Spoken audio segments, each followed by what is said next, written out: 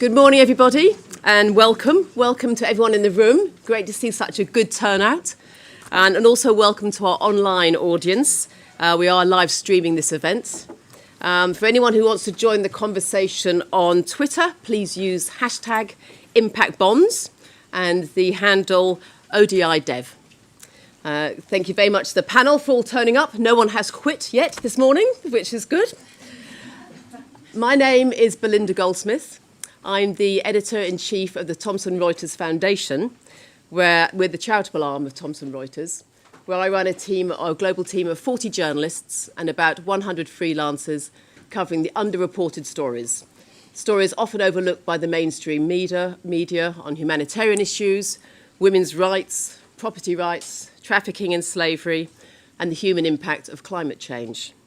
Major themes running across all of these include poverty, inequality, conflict, migration, the treatment of women and children, education and health. So I was very happy to be asked to moderate this panel today on performance-based financing, as this could play a major role in addressing some of these critical issues. This panel comes 10 months after the United Nations member states agreed a very ambitious set of global goals over the next 15 years to try to eliminate poverty and address inequality.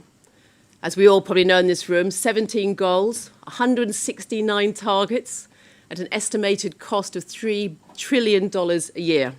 And one of the questions has been, where is this money going to come from? Where is this funding coming from? And how will governments be persuaded to make sure that they do actually stick to Agenda 2030? So can innovative financing play a role in that? We're here today to discuss this rapidly growing field of development impact bonds. These follow on from social impact bonds, also known as pay for success bonds. And we'll go straight into acronyms, because I'm sure there's going to be lots of them here this morning. SIBs. SIBs are a private-public partnership to fund effective social services through performance-based contracts, through results. The first one was launched in 2010, and then that related to trying to cut the rate of reoffending from prisoners in Peterborough, and there's now been over 40 SIBs. So what's a development impact bond, or a DIB?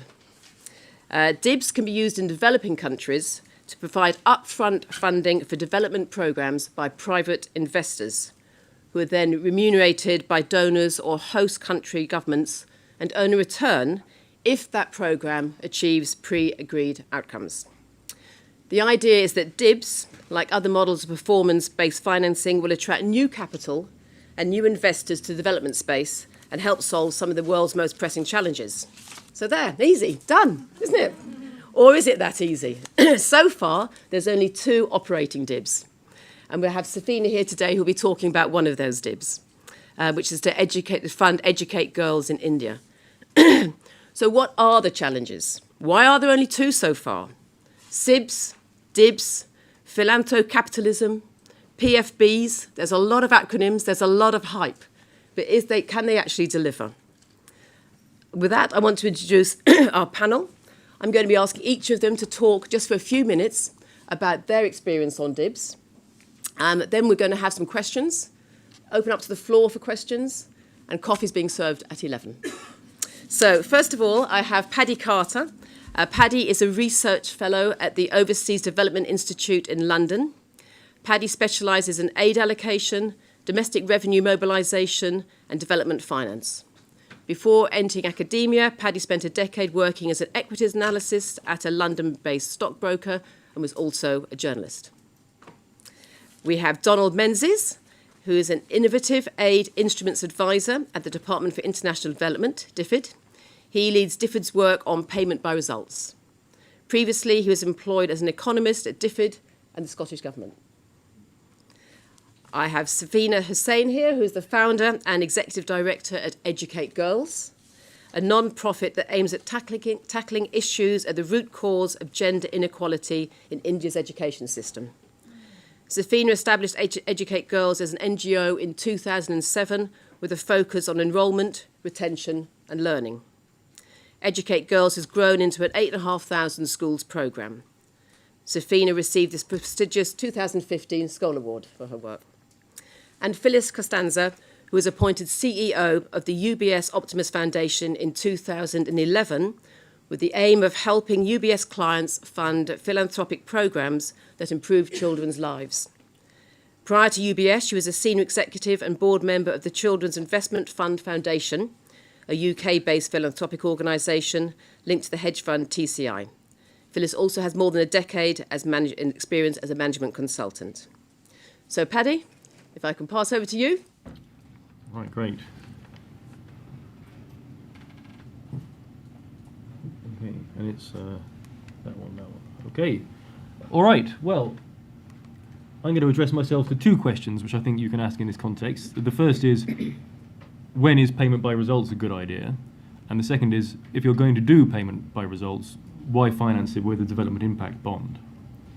So, on the first question, there's a whole branch of economics called contract theory that builds complicated models to try and ask questions like, when is payment by results going to be successful? And it's not just about what the results will be, but how much it costs, what's cheaper relative to alternative ways of funding things. And it turns out the answers depend on a huge amount of things, such as where the financial rewards crowd out social motivation, how much the results are under the control of the agents, and how complex, how multidimensional the thing you're trying to do is.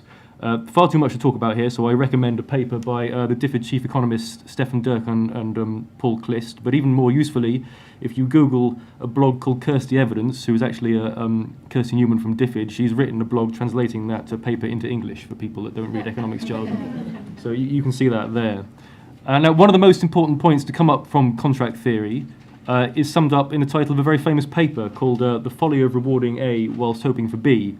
And what this is getting at is that if the result that you are paying people to achieve isn't really what you want to happen, then you're going to end up skewing effort and sending people down the wrong path. So I guess I'm not an education specialist, but I guess in the context of education, that's questions like, is getting kids to pass numeracy or literacy exams really what you want from education?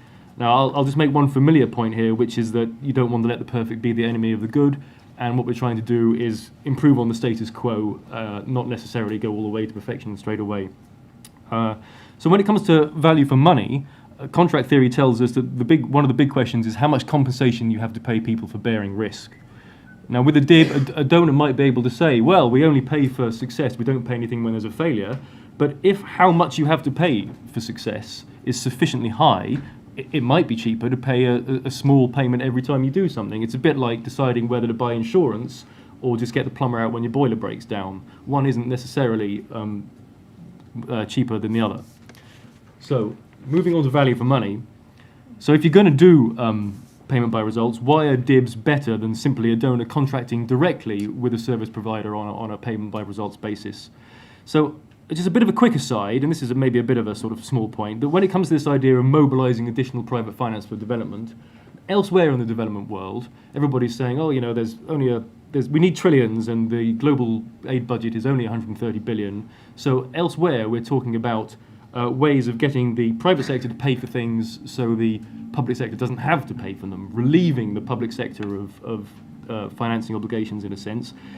Here, I don't think we're really relieving the public sector or a donor of financial obligations. They pay for the outcome eventually. The private investors are just putting money up front. I think here it's better to understand the phrase mobilizing the private sector to mean getting the private sector to do something that it's good at, which could be understood as bearing risk or managing for results. So to focus on efficiency, payment by results involves risk, and the more compensation is required for bearing risk, the worse the value for money will be. So the idea behind a DIB is that an NGO or a small service provider, it can't afford to be spending money up front and then risk not getting paid.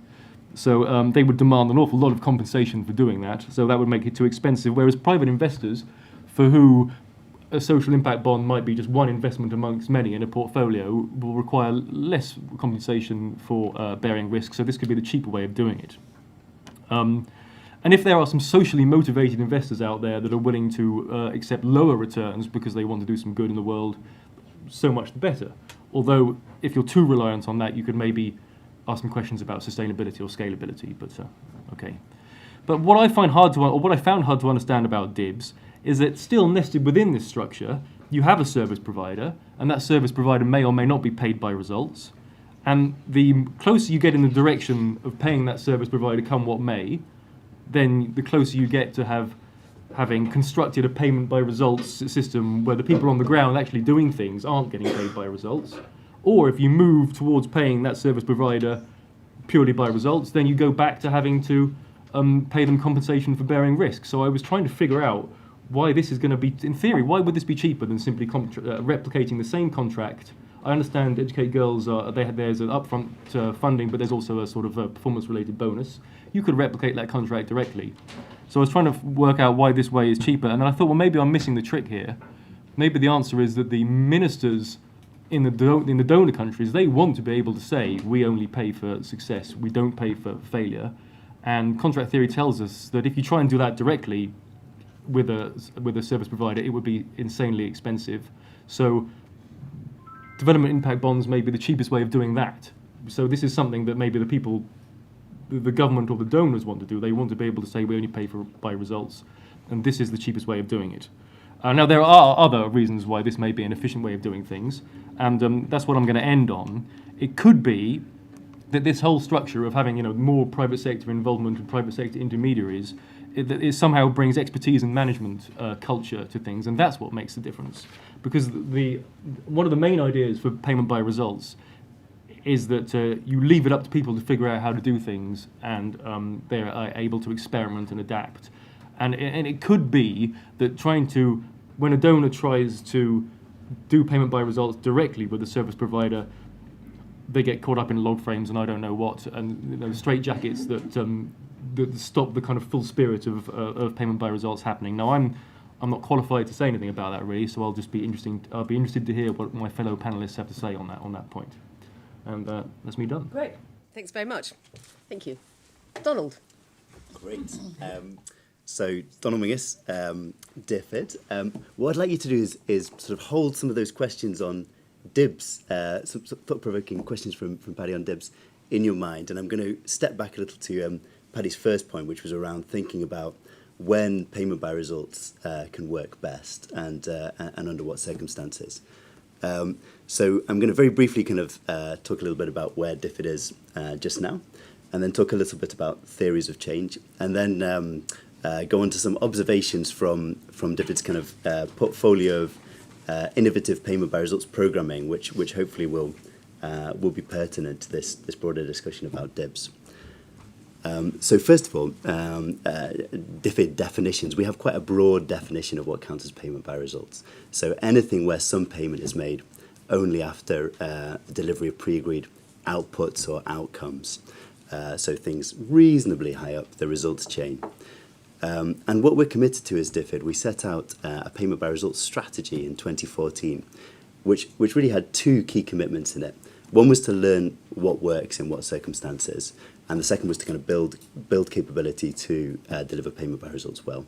So very much coming at this area from a learning perspective to learn kind of in what circumstances impact can be delivered. And that was reiterated in HMG's 2015 aid strategy, which came after the last general election, where the government committed to expand payment by results in line with DFID strategy. So very much in terms of learning. And I don't know how big the screens are, but I've got a little graph up there which I've shamelessly stolen from a blog by Duncan Green in Oxfam. And I really like it as a tool to think about how the donor community kind of responds to a shiny new idea. And so at the beginning of that graph, you've got a trigger. So you've got someone's had a really good idea, or something's been invented, some innovation. And sort of so the story goes from Duncan here. I think he was talking here about our response as a community to microfinance as an innovation. So we go from that shiny idea to we all get very excited, and we have hold this new idea up as a new silver bullet which will solve all problems at all times, and then we start trying it, and some early, as with anything new, some early difficulties and some teething problems and maybe some early failures are seized upon by doubters who've been sitting quietly while everyone else got overexcited to say, look, I was right, this is absolutely rubbish, this is the worst thing we could possibly be doing. And then only later do we actually kind of find the niche in which this new idea can really be productive and can really kind of add impact and learn kind of under what circumstances what the conditions are for that productive environment. So Duncan Green described the sort of donor community's work on payment by results and kind of attitude to it as rather than sort of following this story, we were everywhere on this graph all at the same time. So some people were very, very excited, some people were very, very angry, and some people were kind of quietly getting on with sort of trying to work out what works well and what works less well. And so one of the things I do at DFID is to try and kind of push us towards this kind of productive kind of area where we found our niche. And on that note, it might be worth. Could we sort of skip on? Or maybe I could just grab the thing and do some unnecessary animation. So just very quickly, I mean, hopefully this will help stimulate debate and discussion. In that, one thing we found, one thing around DFID's portfolio of kind of innovative payment by results programming. So we have a portfolio, particularly in programming, represents maybe 5% of our portfolio at the moment of really trying kind of new ideas, and there are quite a number of different theories of change motivating the use of this instrument. So first of all, here we've got some pictures of some Pico solar lights and some grain and some maize in Nigeria, I think, and this is looking at PBR as a pull mechanism. So working with kind of private sector actors. Rather than doing the sort of traditional, perhaps, input subsidy, looking at how we can actually shift equilibria in markets to the benefit of the poor using payment by results system. So the Pico Solar Light example here is quite a nice one in that at the docks in Dar es Salaam, sort of 2 or 3 years ago, there was a change in kerosene subsidy. Suddenly, at the docks, these Pico Solar products were cost competitive with kerosene lamps. So the payback period of buying a Pico Solar lamp, a decent Pico Solar lamp, was about 2 or 3 weeks, which is obviously a very short payback period. And after that, beneficiary is sort of making money every day and on cost of kerosene averted. The challenge, the innovation that was required was, well, how to maintain that cost competitiveness in remote rural areas where actually people are really dependent on kerosene lamps, really don't have an alternative option. And clearly, remote rural areas, characterised by a very dispersed demand, extremely high cost of transport. So it's a kind of supply chain challenge. So we're using a pull mechanism there to reward private sector operators who, per unit of light that they manage to sell to beneficiaries in remote rural areas. So rather than the traditional approach of kind of subsidising inputs, where we know, well, the cheapest thing for the firm then to do is just to sell around the dock, which in an area where people have got access to electricity quite easily anyway. So shifting the incentive, using payment by results to shift the incentive to pull the innovation through the supply chain so it reaches the beneficiary, is a really, really interesting kind of approach, which we've got a few programs generating some really nice findings. Another area, governance and management change. So if you like, on that pull mechanism, we talk a lot about outcome financing. And here the outcome that we're financing is light in remote rural areas, a unit of light or a product. But actually the innovation that we're wanting and the change that we're wanting is a process change. So what we're wanting to do is with a short-term kind of temporary outcome finance incentive, we're wanting to permanently shift market processes so that kind of demand is established and supply chains are established, we can continue beyond that outcome financing. So it's worth thinking a little bit about, it's definitely a drive to outcomes, and outcomes are a good thing to aim for, but not necessarily always. We can go to outcomes and then go back to processes. And same here. So this is working with governments, looking at governance and management change. So we've got a lot of work in health, but also kind of in water. 1 minute to go, oh dear. Right, I'll speed up dramatically. So using PBR as innovation prizes, brucellosis, largest innovation prize seen in veterinary health for animal husbandry, in my understanding, launched, I think tomorrow is the formal launch, so very exciting. So again, to kind of bring forward solvers. But I think the theory of change, one of these theories of change is fits kind of most closely with DIBS is really focusing on delivery of outcome as service providers. So programs like Girls Education Challenge, where we have a randomized control trial system to look at the impact of our suppliers on improving literacy and numeracy in several different countries. So really, really high quality kind of evidence creation of impact and tying that into financing. So that's the kind of overlap we're looking at, I think, for the kind of natural space for DIBS would be my kind of suggestion. So worth kind of thinking about thinking that a little bit. I've probably got about 10 seconds to go. So not a silver bullet. So kind of selection of observations from our payment by results portfolio, which I think might be relevant. Not a silver bullet. Not a terrible thing which is going to be bad in all circumstances, but we really, really need to remember everything that we've learned in development so far and keep applying it. Just because it's a kind of payment by results approach doesn't mean that we don't have to worry about all the things we used to worry about. One thing we found at the point of rollout, so as kind of expanding the portfolio, when we're right at the innovative sort of piloting stage, everyone involved in the innovative pilots really, really understands the problems and the issues and the kind of challenges and the design and delivery. As we start to roll out, something to really be careful of is that zeitgeist point around people getting excited about the new instrument and then trying to find fit the new instrument onto kind of starting with the instrument and then looking for problems which maybe don't fit best. Again, thinking really carefully, one way to kind of counter that we've found is thinking really carefully about the theory of change of the instrument in the context. So again, thinking very, very specifically about, well, how do the hypothesized benefits, how can they be carried all the way through design, tendering and delivery in this circumstance? So being very, very, very sort of specific at tailoring the instrument and its potential benefits to the circumstance. Organizational culture, one thing that we found is that actually through payment by results, outcome-based contracting, which may well be relevant to DIBS environment as well, is the effect that kind of we as donors are potentially having, the incentives we're potentially having on constructing new systems and new management cultures kind of within our partners. And getting the incentives right can mean that we're helping helping our partners develop new ways of working which can be brought over to other circumstances.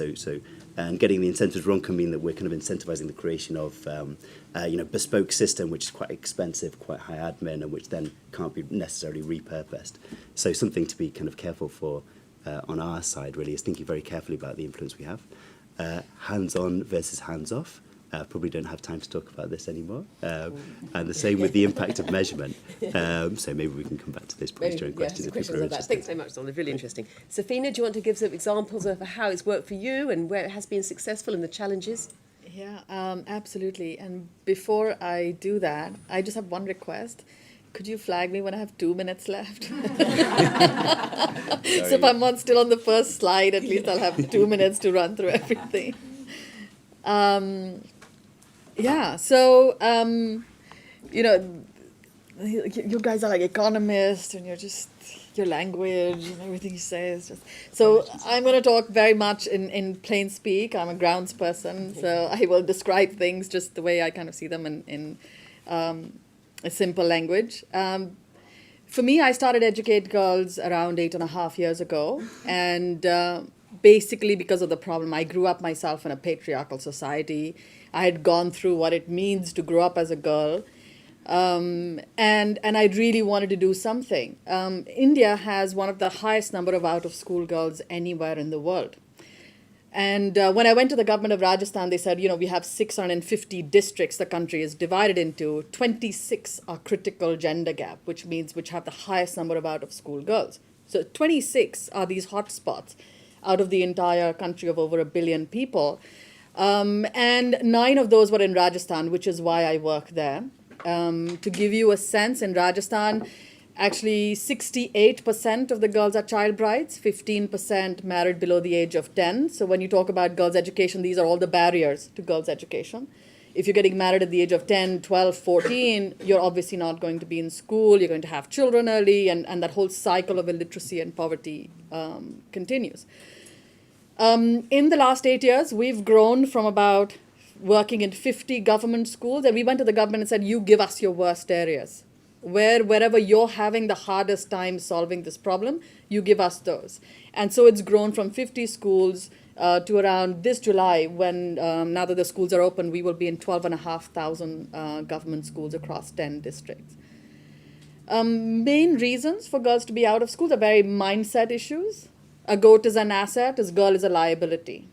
You know, why should I pay for her to go to school and stuff? So it's very much tackling mindset issues at the community level.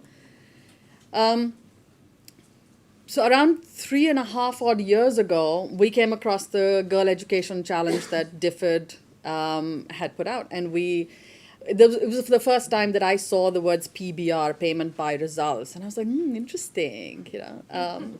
It really, I sort of talked to people, and we developed this proposal, and DFID loved it. And it went from 1,700, got shortlisted down to the last 35. So we spent 9 months building this whole piece out. And then obviously it was decided that India wasn't one of the countries. But we were already invested in this piece, which then I met Phyllis and got converted into the DIB. But the big piece, that the reason that we started doing this, and I think it's really important to see the intention behind the creation of this transaction, was that if I was going to grow from 1 to 4 million children, to serving 4 million children, I wanted to have the same level of impact for that 4 millionth child that came across my program. And this is one thing in the NGO sector. The minute you scale, do you scale with quality? Do you still, deliver the same outcomes for that child that's going to come into your program 3, 5, 10 years down the line when you're serving a large number of children? And that's the main reason I wanted to build an organization that had it in its DNA to deliver value for that child in a rural, remote, and tribal area. And the DIB, by tying payment to outcomes, seemed like the mechanism that could help us at least test how do you do that, which grant mechanism doesn't necessarily do. So very quickly, you've got all the players on that slide there. Educate Girls is the service provider. UBS Optimus Foundation is the investor. So I don't have the money, so they give me the money up front to go and actually execute. CIF is the outcome payer, so they're purchasing the outcomes that we deliver on the ground, and they pay for it only when ID Insight, a third-party evaluator, goes and checks and makes sure that those outcomes have been delivered. It's a 3-year pilot transaction that started last year. It's a proof of concept, covering around 166 villages, 15,000 children. And it's in Rajasthan. It's in Bhilwara, which is a very, very rural, remote, and a tribal area. It's a very, very tough area to work in. The way the payment outcomes are, there's 20% weightage on on enrollment of out-of-school girls. So girls who are child brides, girls who might be sitting at home, girls who are not allowed to come to school, finding them, bringing them, enrolling them into school, and making sure that they survive year on year. That's what the enrollment payment is for. And learning is for children in 3rd, 4th, and 5th grade on our literacy and numeracy tests. So we actually have, in the world, 250 million children in school today who are effectively illiterate. And for us, we see success to say the girl should be in school, staying in school, and learning, because obviously without learning, everything else would be worthless. So 80% of the weightage for the payment is on learning. The budget for service delivery is around $270,000 over 3 years. So that's the basics of the transaction. So it is one of the smallest financial transactions in the world, around $1 million. But in the number of beneficiaries, it's, I think, one of the larger ones, with 15,000 children who would be impacted. Learnings, my God. I don't know. Do I have a slide on challenges as well? No.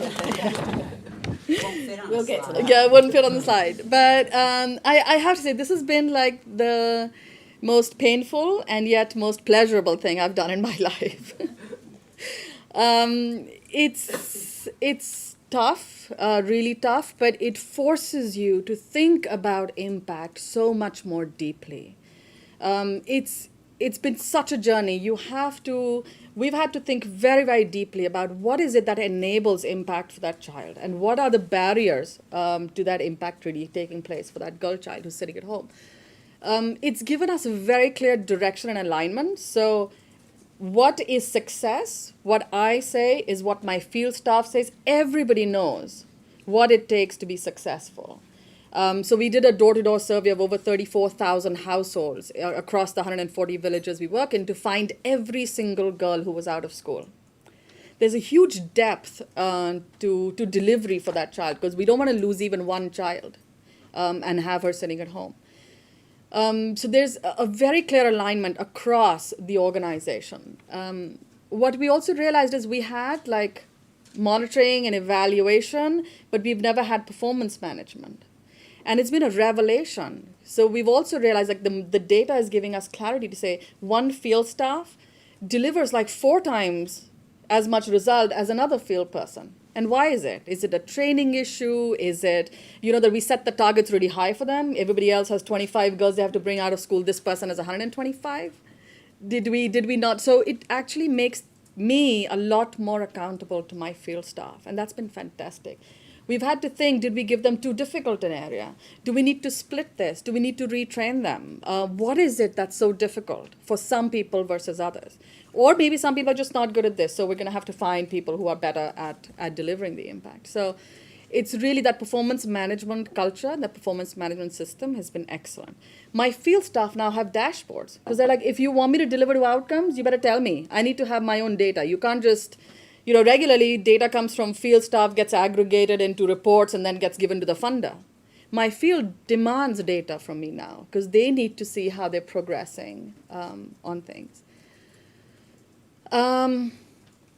And really, it's every last child we're accountable to. We can't leave anybody out. We just, we keep thinking, what is it that we could do? I did parent counseling for one person. She's still not in school. Do we call a village meeting? Do we have the village head go and speak to her parents? Like, you keep escalating as much as you can till you achieve that outcome and that impact. And that's been absolutely fantastic. The money doesn't come attached to inputs or outputs. So it also means that I can move money and resources around the way I see fit or the way my field needs it. So if I've got 40% of out-of-school girls in 10 villages, and there are others that don't have so many, I can move my entire teams around to areas which have the greatest need for delivery. And that level of flexibility is great for me as an NGO. And I've never had it before to that level where I could just do what I needed to do with the money versus saying we put in our grant agreement that we would do 10 village meetings and we would do blah, blah, blah, and this thing. And that's fantastic. And I think we should all, delivering a social impact is such a complex business.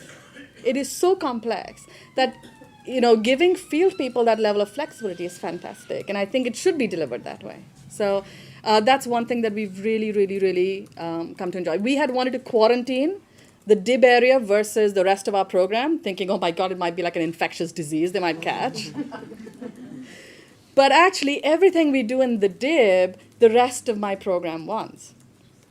Because in the DIB, we make everything as simple for the field staff as possible because we're trying to reduce their burden on whatever is unnecessary. So everything we're doing in the DIB is bleeding into the rest of the organization. So finally, it is kind of altering the DNA of our organization. Here are the results. So the first year results, we've enrolled 44% of the out-of-school girls we found last year, which was great. And we've achieved 23% of the learning target. And I also have to say the first year is always really tough because we had to hire our teams, train them, and do the entire operational layout, and deliver.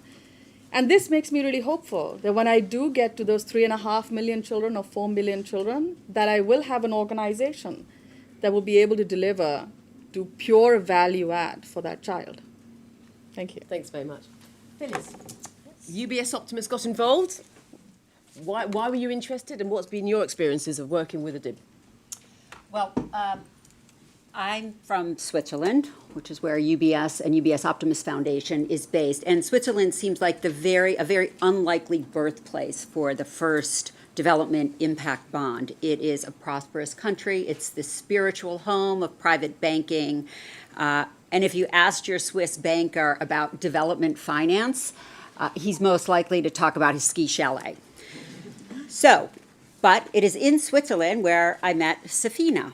and we agreed to test the potential of these development impact bonds. I was deeply impressed by her personally, and what she was trying to do and accomplishing in India. And I thought that her work would complement our foundation, Optimist Foundation's work on addressing the needs of the most marginalized children, and also our access to the resources of UBS. UBS is the largest wealth management firm in the world. So I thought, great, this is a match made in heaven. Although it was actually in St. Moritz, which is just a few miles from heaven. So there's been a lot of talk about DIBs, lots of big claims made about them. This is the future of finance. And then there's critics who are concerned that rich could be getting richer on the backs of poor people. So whatever your position is on this, it's very clear that traditional financing is under severe pressure. I mean, there is no such thing as the status quo anymore. So we need to develop really innovative ways to bring in new actors, new sources of money, a more results-based performance culture then seems like a very sensible idea. And especially now in light of ambitious SDGs, and with these ambitious goals comes a very high price tag. And I've seen the funding gap for SDGs range anywhere between 1.4 trillion to 2.5 trillion. But whatever the gap is, it's huge, and it's much bigger than the mere billions that are flowing into development right now. So how are we going to bridge this gap? And are DIBs the answer to this?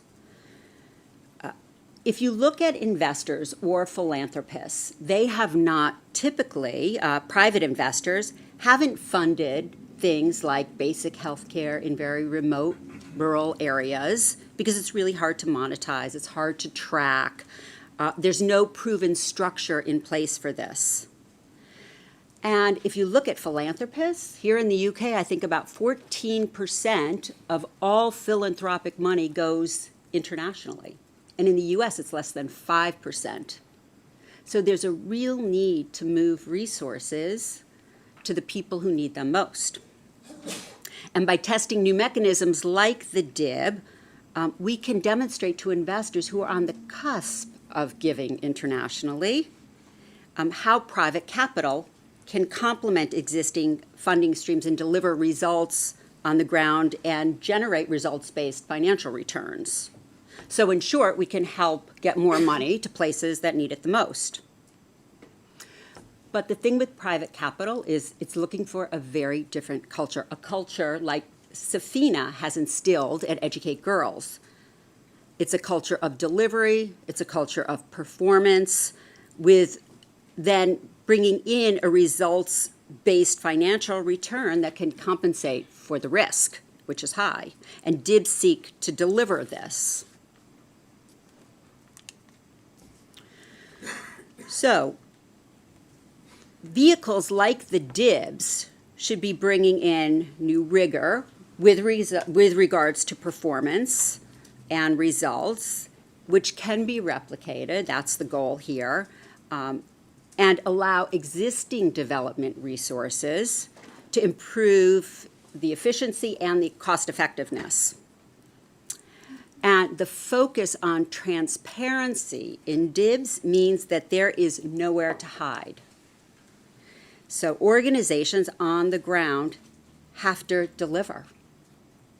And implementers like Educate Girls, who have a performance-based culture and the systems in place to track this, like Safina spoke about, and a proven track record, are attracted to a DIB because they can earn more money for the risk that they're taking, and investors can earn a return. But DIBs definitely are not the only game in town. And as Donald explained with that beautiful graph, I'm going to use the analogy of 4-year-olds playing football. If any of you have been to a 4-year-old football match, you know that when the ball's here, every kid on the pitch runs there, except the one kid who's picking flowers in the corner. right? So that's kind of like what DIBs are. I'm getting calls at UBS Optimus Foundation. We get a call every single week from either an outcome payer or an organization on the ground or a large funder who's interested in developing a DIB. And we're being extremely cautious because it is definitely not for every organization. It's not for every type of program. And I do think that we have to move cautiously, even though I see a lot of promise in this. So I don't think that it's going to replace traditional funding streams, but it will complement them. And where it's going to work best is where there are clear cost economies, for governments mainly, or clear outcome targets that can be measured and can be valued. So Educate Girls is a perfect case in point. For a very small marginal investment in supporting schools, the average cost per child is significantly lower to increase enrollment and improve learning outcomes. I mean, we're looking at learning targets that are now 50% higher than the control group. That's for a tiny amount of money. So this can demonstrate to the government, if resources are allocated more effectively, the impact that that can have. But it requires a dramatic shift in thinking. And it's a challenge because funding organizations like this is very, very different. So it's going to be a challenge to convince governments and others that this will be beneficial, but with a focus on very clear and measurable outcomes. I think DIBs can deliver much greater cost efficiencies. And then it reduces the need to perform all of these activities that have a very small marginal benefit. One of my colleagues is right now sitting in a program development meeting developing another DIB. And when we first started negotiating this several months ago, they wanted to include every single activity in this DIB. And we've really had to push them to focus on only those activities which are going to deliver the outcomes that we're measuring and that are being paid for. And it's a very challenging discipline for people to get on because everybody has their favorite thing that they don't want to take out. And also there's issues around behavior change that are very important that are difficult to measure. So, we've got to be cognizant of when do we include things like that and when don't we. But I do see this as bringing in new money. We've seen, for instance, if you look at large foundations, and there's a ton of money sitting in endowments, there's a lot of money sitting in donor-advised funds, and people don't know what to do with it. So DIBs give the potential for an outcome funder to avoid having to pay the between 10 to 25% to set up a whole infrastructure, right? They don't need any program managers. They don't need any finance people. They only need somebody to transfer the money if the third-party evaluator demonstrates that there's been outcomes. So all of these foundations that are so focused on performance and outcomes, we've just saved them 25% that could now go to fund programs. So I think there's huge potential to bring new money. Finally, what have we learned?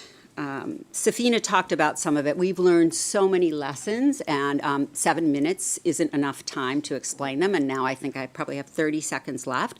What we've learned is that transaction costs are too high. We've got to bring them down, and we knew this from the beginning. Our goal with this proof of concept was to put a lot of money into the transaction costs because we're trying to develop the field. And we want to see how we can standardize some of the contracts, how we can standardize some of the data collection, et cetera. And as these become more common, the costs will go down, absolutely. So in order to grow these, we are going to need a lot more people who are equipped to design DIBs and SIBs. We need a lot more frontline implementers who have a culture that is open to moving resources, like Safina has said, and using performance metrics to actually manage performance on a daily basis, not just looking at data every year. And then we need large donors who want to invest in this. But the big win here is that it can improve efficiency, creating a much more cost-effective delivery system on the front line. And I think that there's tremendous potential for the future of development financing with development impact bonds. So I would say watch this space. Thank Thanks you. very much. Thank you, Phyllis. Okay, great. So picking up some points from what Phyllis said, new money. Are DIBs a way to bring new money into the development sphere? Panel? Donald? DIBs a way to bring new money to the development sphere. So payment by results person. But my understanding at the moment is at least that the outcome financiers would generally be seen as donors or developing country governments. That's the sort of shared understanding of the field, or in which case the question would be, I guess, more a timing of money rather than necessarily the aggregate amount of money. So it'd be when donors were paying for those outcomes rather than necessarily whether there was a bigger pot altogether for outcome financing. Unless, I guess, there's ideas around this as a way to get these foundations interested in outcome financing in the longer term. Would it bring new private sector players in? Do you think it really would, Phyllis? Yes. Unequivocally, yes, it will bring new private sector funders into this space. And the timing of money is key. I mean, it may be a matter of timing, but I don't want to wait 50 years to solve a problem that needs to be solved now. We need to move money into the sector today. Money that's sitting in donor-advised funds, money that are sitting in endowments, money that people are too afraid to give internationally because they're afraid that there's a lack of accountability. So I think it will move money faster, which is critical, and I think it's going to get new people who haven't funded internationally to start to do so, and I've seen that every day in my job. Sophina, did you find there was much private sector involvement when you went out and started looking for funding? So, when the whole DFID thing happened, we went on a roadshow to try and convince people across multiple cities in India to kind of come on board to help us test this. And I have to say, everybody wanted to be the investor. We had so much interest from people. And our main bottleneck was, because the Indian government obviously needed a proof of concept before we can convince them to become an outcome payer.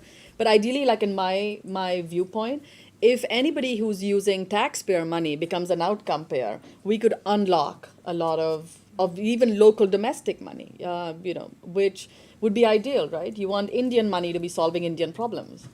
And hopefully eventually the Indian government can actually get into that role instead of just funding a lot of different things that you don't know whether it has impact, it doesn't have impact, to really be in the business of not taking risk with taxpayer money and purchasing outcomes. Harry? Yeah, I think I agree with Donald that the focusing on the aggregate isn't necessarily the point here. I mean, okay, if you get some philanthropists that would have been funding art galleries in New York and now start funding education in India, that's increasing the aggregate. But other than that, I think it's more important, you talk about new people coming into this, it's more about what they bring in terms of culture and efficiency and how things are done differently rather than the total sum of finance available, which is more important, I think. There's been a lot of buzz around this for a few years, and there's only 2 DIBs now actually in operation. Why? Why is it only 2? Donald, any ideas? What's the complication? What's the challenge? I'll pass this question on to a colleague who's in the audience who's working on DIBs. Fiona Lawless. Hi, I'm Fiona. I'm from DFID. Why only 2 DIBs? Well, I can't speak probably for what's happened with all these 2 DIBs and why it's taken so long. This microphone doesn't appear to be working. Can you hear me? Yeah. Okay, great. I think from a program manager point of view, one of those challenges could potentially be about how you operationalise support to a DIB. But much will really depend on the type of role that you are playing in the DIB. So, for example, I think Donald mentioned about whether you are to be an outcome funder. Traditionally, donors may be an outcome funder. That may not be the role in the new model.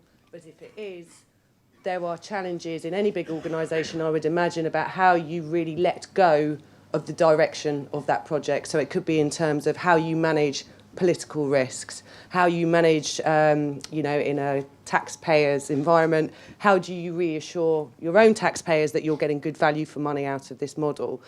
I don't think any of these problems are insurmountable, but I think it takes time to work through. I mean, there's a whole range of potential procurement challenges, for example, but that's, I don't know why it hasn't happened. They're sort of things that I think you probably would have to explore if you were outcome funding as a programme manager. So with ODI and DFID, are we likely to see DIBS becoming part of their portfolio in the near future, or what's the policy on that? You're going to hand it back to me again. Okay. I think we're still learning about where DIBS works best for development, so, and evaluating where we can operationalise support. So that's probably as far as I could say at the moment. And that fits within our broader kind of payment by results strategy, which is very much around sort of testing and learning what works and what can be effective, rather than necessarily saying X% is going to be this and X% is going to be that. ODI? I think it's a reasonably safe bet that we're going to be seeing more of this in the future. Where this lovely curve is going to settle, I couldn't say. But do you, with these with having the outcomes so focused, does this mean people won't take the risks on projects or programs they don't think are going to be 100% guaranteed? Does it stop risk taking? It's a really interesting question, and it's one we see in. Sorry, I've grabbed it. No, jump in. That's okay, panel members. And actually, Safina, you probably have some really interesting views on this. But what we've seen in the kind of portfolio of payment by results programming, which is the same situation, kind of suppliers taking risk on different stages in the results chain, or potentially some risk sharing at different stages of the results chain.